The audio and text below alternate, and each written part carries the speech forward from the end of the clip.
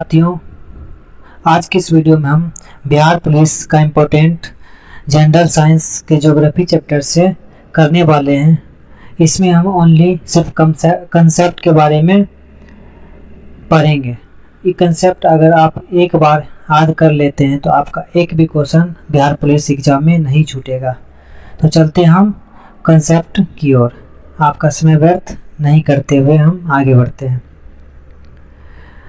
हम इस वीडियो में देखेंगे भारतीय मानचित्र पर आधारित प्रश्न। किस पर? भारतीय मानचित्र पर। इससे क्वेश्चन हमेशा एग्जाम में फिक्स रहता है। तो सर इसमें कंसेप्ट के साथ क्वेश्चन भी बनता चला जाएगा। भारत जो है उत्तरी गोलार्ध में तथा उत्तरी गोलार्ध में अक्षांशीय और पूर्वी गोलार्ध में देशांतरीय रूप में स्थित है। किस रूप में स्थित है? उत्तरी गोलार्ध में अक्षांशीय, जबकि पूर्वी गोलार्ध में देशांतरीय रूप में स्थित है। भारत उत्तरी गोलार्ध में दक्षिण पूर्व में स्थित है। कहाँ स्थित है?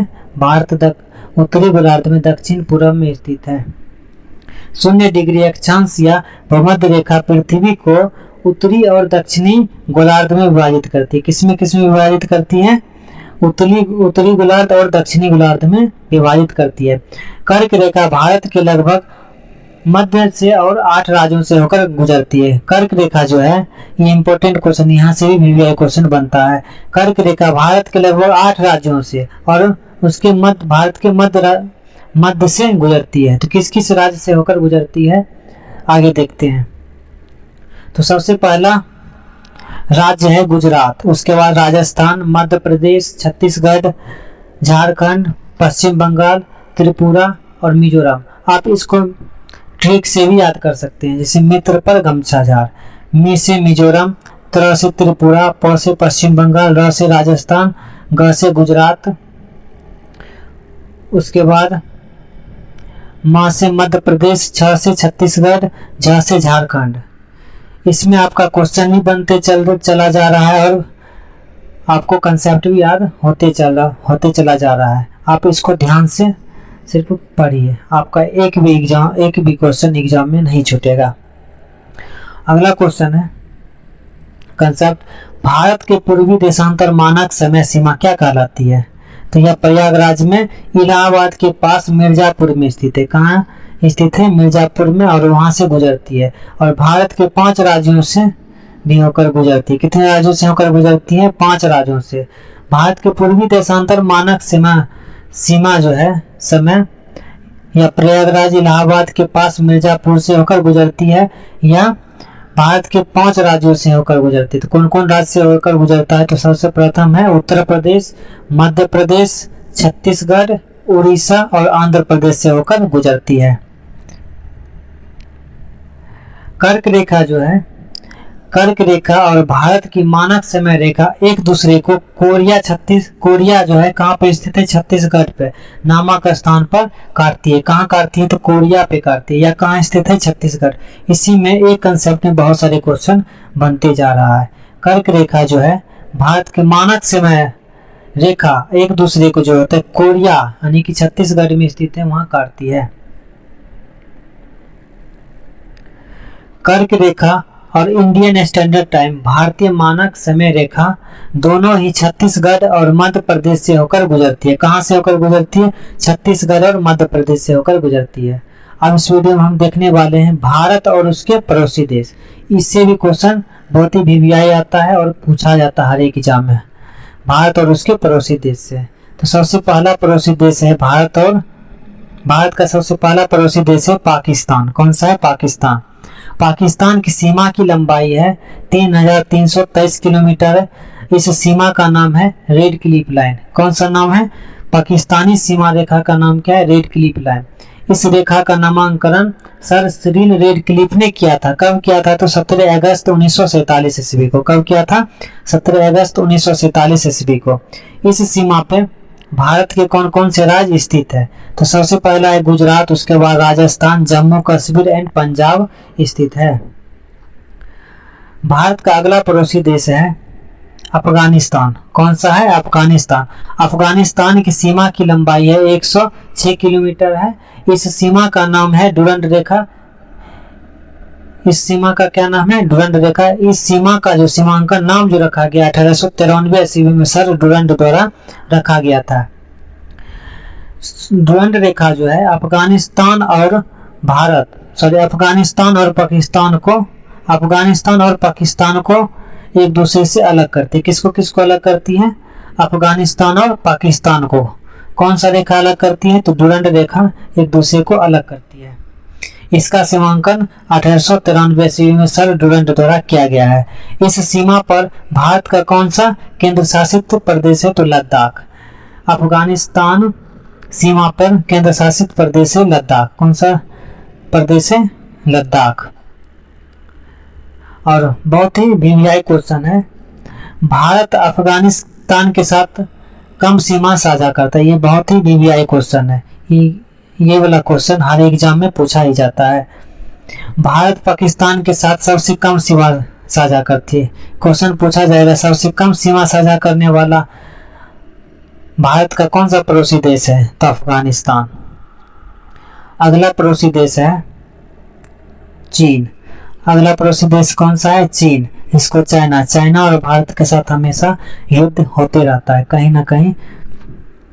तो चीन के सीमा का नाम क्या है? McMahon line. चीन के सीमा का क्या नाम है? McMahon line. इस सीमा का नामांकन 1914 ईस्वी में सर मैकमोहन के द्वारा किया गया था।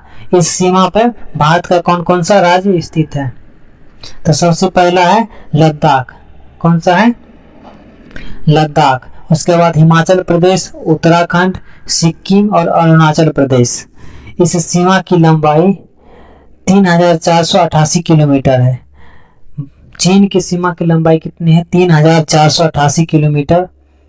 इस सीमा का क्या नाम है? McMahon line. मैकमोहन लाइन चीन और भारतीय राज्य अरुणाचल प्रदेश को एक दूसरे से अलग करती है। यूं आप बोल सकते हैं कि भारत और चीन को बांटने वाला रेखा कौन सा है? तो मैकमोहन लाइन। कौन सा रेखा है? McMahon line. अगला क्वेश्चन इसी में आपका बन सकता है, भारत तथा चीन के बीच कौन सा विवाद है? भारत तथा चीन के बीच कौन सा विवाद है? तो तवांग के निकट एक क्षेत्र है जिसमें भूमि विवाद होते रहता है। भारत तथा चीन के बीच तवांग के निकट भूमि विवाद है। कौन सा विवाद है? तवांग के निकट भूमि विवाद। चीन जो है भारतीय सीमा को 3 सेक्टर में विभाजित करता है। कितने सेक्टर में विभाजित करता है? 3 सेक्टर में। कौन कौन सा सेक्टर है? सबसे पहला सेक्टर है पश्चिमी सेक्टर, दूसरा पूर्वी सेक्टर, तीसरा मध्य सेक्टर। पश्चिमी सेक्टर में आता है जम्मू कश्मीर, पूर्वी सेक्टर में आता है सिक्किम, अरुणाचल प्रदेश और मध्य सेक्टर में आता है हिमाचल प्रदेश और उत्तराखंड। आप इस कंसेप्ट को एक बार पढ़ लीजिएगा तो आपका क्वेश्चन एग्जाम में नहीं छूटेगा। अगला है भारत का पड़ोसी देश नेपाल।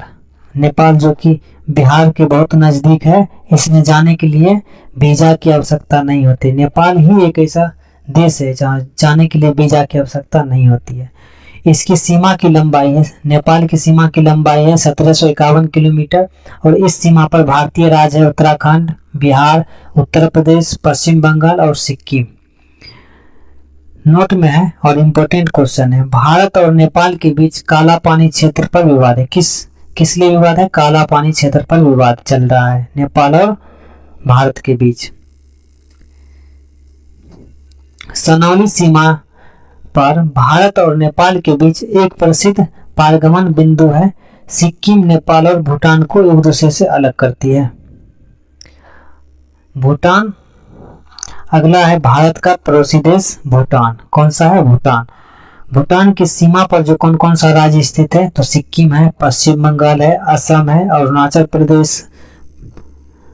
इस सीमा के भूटान की सीमा की लंबाई है 699 किलोमीटर है। कितनी लंबाई है? 699 किलोमीटर। भारत और भूटान की सीमा रेखा एक दूसरे से 4 राज्यों से होकर मिलती है। अगला भारत का पड़ोसी देश है हमारा नेपाल। भारत का पड़ोसी देश कौन सा है? अगला म्यांमार। म्यांमार जो है ये म्यांमार में सीमा पे कौन कौन सा राज्य है? अरुणाचल प्रदेश, नागालैंड, मणिपुर और मिजोरम। इस सीमा की लंबाई 1643 किलोमीटर है। म्यांमार सीमा की लंबाई कितनी है? 1643 किलोमीटर।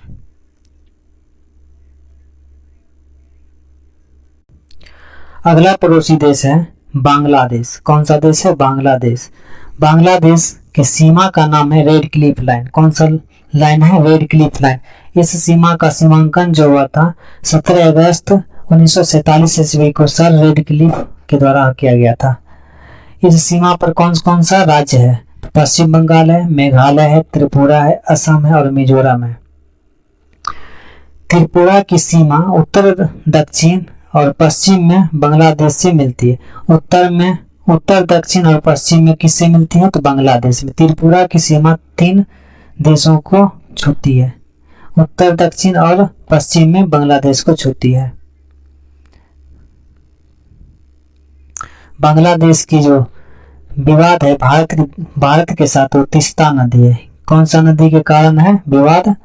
बांग्लादेश और भारत के बीच जो विवाद है वो तीस्ता नदी के कारण विवाद है। इस सीमा की लंबाई 4096 किलोमीटर है। कितना किलोमीटर है? 4096 किलोमीटर। भारत और बांग्लादेश के साथ सबसे लंबी अंतर्राष्ट्रीय सीमा साझा करती है। यह क्वेश्चन बहुत ही वीवीआई है। सबसे लंबी सीमा साझा करने वाला देश कौन सा है? बांग्लादेश और भारत एक दूसरे से सबसे लंबा सीमा साझा करती है। बांग्लादेश भारत के पूर्व में स्थित है। किस दिशा में स्थित है? पूर्व में। पेट्रापोल एकीकृत चेक पोस्ट। पेट्रापोल एकीकृत चेक पोस्ट जो है दक्षिण एशिया का सबसे बड़ा भूमि बंदरगाह है। दक्षिण एशिया का सबसे बड़ा भूमि बंदरगाह क्या है? पेट्रापोल। कौन सा है? पेट्रापोल एकीकृत चेक पोस्ट बंदरगाह है, जो भारत और बांग्लादेश के बीच मौजूद है। कहाँ कहाँ स्थित है? भारत और बांग्लादेश के बीच पेट्रापोल एकीकृत चेक पोस्ट है, जो दक्षिण एशिया का सबसे बड़ा भूमि बंदरगाह है।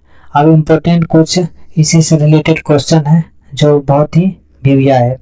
भारतीय जल रेखा Maldives, Sri Lanka, Indonesia, Thailand, Pakistan, Bangladesh, Myanmar 7 देशों को जोड़ती है।